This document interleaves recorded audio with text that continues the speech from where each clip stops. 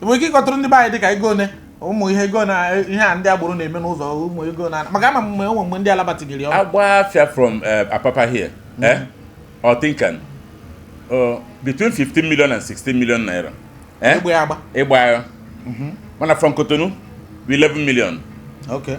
Shipping with a $2,000 difference between Nigeria and Cotonou. You wonder, wait a minute, what's the difference? What's the difference for? $2,000. About 2,000 naira, $2,000. $2,000, which is about 3 million naira.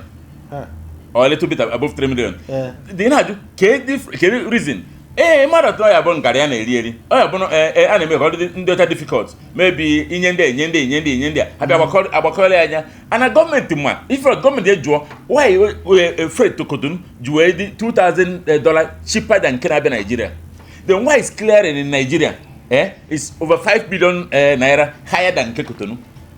Cotonou less downable.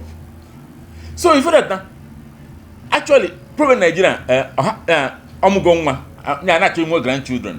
I'm not here and government what idea. Okay, next day here we congestion na port. Instead for you to decongest Lagos State is young. Say happen here. Bring on perpetual slavery. What kind of government is that? And federal bank. Ọ dị mma ihe megoro na anyị ga-ekene ndị Nigerian Post